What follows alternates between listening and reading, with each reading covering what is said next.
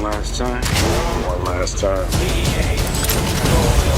It's Bad Boys for Life. It's Bad Boys. Me and my wife just seen the new Will Smith, Martin Lawrence movie, Bad Boys for Life. It's part 3 in the trilogy. The only question we have to start this review off is where the hell they been at all this long? Oh my goodness. They've been gone way too long. But I'm happy they're back. Yes, the movie was pretty good. And we're going to go ahead and give you our honest review whether you should go spend that money. If you're finding me for the first time, please subscribe. I'm Lamont. This is my wife, Crystal. This is the new Life Gains review channel. It is also going up on the Life Gains podcast. You can find us there. And also on my main channel that's just my name, Lamont Tyson. So this story is about Marcus and Mike, if you're familiar with the story, have to confront new issues, career-changing issues, as both these guys are going through midlife crisis. As they join a newly created elite team called Ammo, which is another sub-team that Miami has started to fight crime, to fight cartels. The police department are here to take down this ruthless killer named Armas, the vicious leader of a brand new Miami cartel. And man, it took us for a ride. The movie is directed by Arbi, and screenplay and writers are Chris Bremer and Peter Craig. Honey, first impressions. I thoroughly enjoyed it. I think it was about 2 hours long. Right. And I was entertained the whole time. I was never bored. There was a lot of action, a lot of comedy, a little bit of drama, or I don't know if you would call it drama. Yeah. So I enjoyed it. It took me through a lot of emotions. This was a really good action movie. And what made the movie good for these two, we all are familiar with the Bad Boy franchise. If you've seen it before, you know the chemistry between Martin Lawrence and Will Smith is going to be something you can't take your eyes off of. So throughout this movie, they have their ongoing banter, jokes, inside jokes, and a lot of it was pretty funny. But what we did like was that they made light of the fact that these two cats are older. They old G's now. And they done a lot of that by sprinkling in the new young G's as they were taking on these criminals popping up in Miami. They OGs, but one of them don't want to accept that they're an OG. Well, it shouldn't be hard to figure out which one. Obviously, y'all know that's my boy Mike Lowry. He still got a lot of swag, and he don't want to accept that he's an old head now. Right. And as she said, the action, the things you come to expect from a Bad Boys movie, they delivered on every part. The main action scene in this movie is going to be a motorcycle scene, which was really, really good. Now, it wasn't as good as the car chase in the last movie when they was on the highway in Miami just shooting cars off. It wasn't that good. Will Smith, his character had a brand new car, and this car wasn't as good as the car from the last movie. Oh, goodness. But the transition and the way they tried to introduce new characters, new actors, and a new storyline, we really felt like they hit a home run on all those things, because both of us kind of came in a little jaded because we felt like the last two movies were so good, and the weight kind of took away some of the panache going into the movie. But once you got in there, from the very minute it starts to the end, you will be thoroughly entertained. Yeah, I agree. One thing that I was happy about is that the plot was very age appropriate for who they are today. Right. So they're not trying to keep them the young guys from back in the day still trying to run around and be young. They were weaving in the fact that one of them was older, getting towards retirement. One of them had a grandbaby. Exactly. And then the other one, of course, he's older, but he doesn't want to accept that he's older, and so he's still trying to live a little bit of that lifestyle. So I like how that clashed and ultimately came together in the end. And for those of you that are going to go see it, there is a post-credit scene that basically acts as though they're going to have another movie. Now, we're not going to ruin the movie. This is not going to be a spoiler alert or anything like that.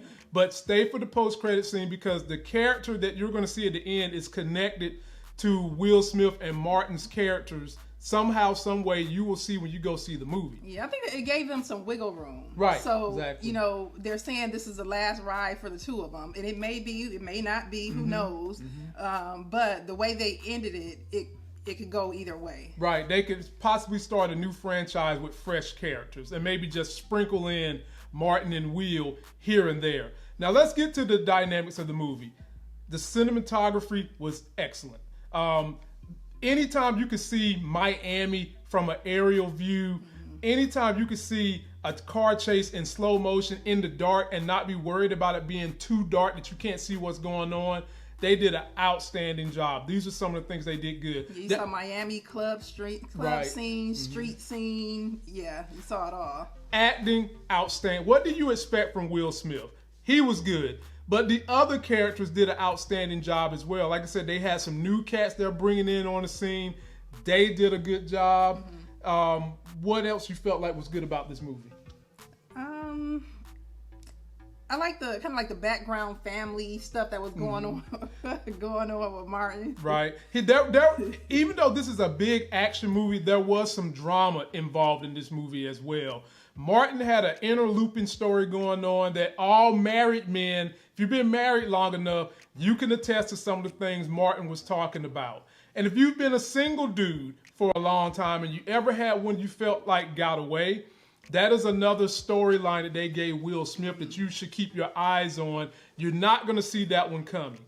Now let's talk about the bad, honey, because no movie is perfect. Actually, I can't think of any.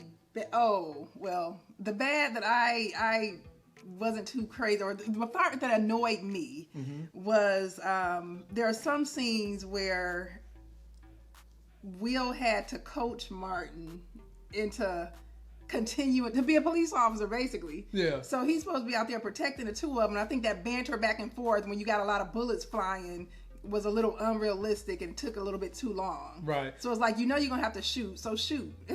Right. And she just basically dived into the point I was gonna say. The movie could have been shorter. You could have took out some of that banter and made the movie a little shorter. Not saying that it was bad. I'm not saying that at all.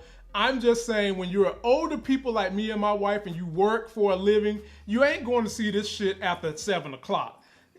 Now, you will stay awake. Don't get me wrong. You will stay awake. I could have did this after 7 o'clock. It would have kept me. It was good enough. It would have kept me awake. But they still could have took out some scenes that didn't need to be there. Of course, there are going to be some outrageous blow-ups, helicopters falling, motorcycles splitting up. Where good and well they shouldn't have survived the action, but they walked through for the most unscathed. part unscathed. Yeah, you did have a little bit of that. Having said that, ladies and gentlemen, everything else about this movie was great. I almost want to say I wish it would have came out in the summer because we're so used to it being big summer action movies. But this is a great way to start off 2020 movie year. And if it goes like this, this should be a good year. I would love to see Martin and Will play in a movie against Jason Statham and The Rock. Because that's trying to be the new Bad Boys crew. But if we could get them four on screen kind of as adversaries in the beginning, and then you flip it, they're having to work together, man, that would be like an all-star game in the movie theater. So let's give you guys our life gains number. Now Will, he did an interview where he said that they asked him why did it take them so long to do another movie. Right. And he said after they did the first two, they didn't want to just do some kind of just random movie, just trying to build up off the hype of the previous ones if it wasn't going to be done right. Right. So even though it took so long, I think this movie was done right. It was done right. I really enjoyed it. The plot was good. So. Right. And I'm sitting here talking with someone who, if you don't have a good, thick narrative, this chick will go to sleep. So what would you rate this movie?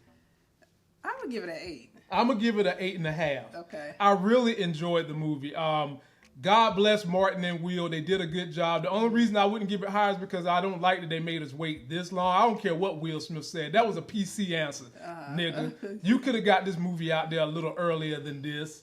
He could have got the movie out. They can say whatever they want to say. This could have been done 2 years ago the same way it was just done. So that's my only knock. 8.5.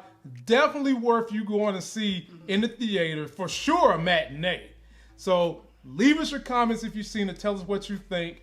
Anything you got to say in closing? No, I mean, other than it was just great seeing the two of them on screen again. Right, right. So I fed into the nostalgia that I had for, the movies from back in the day. So I really enjoyed it. It was a good movie. That's going to do it for this review, y'all. Don't forget to like this video, comment, subscribe.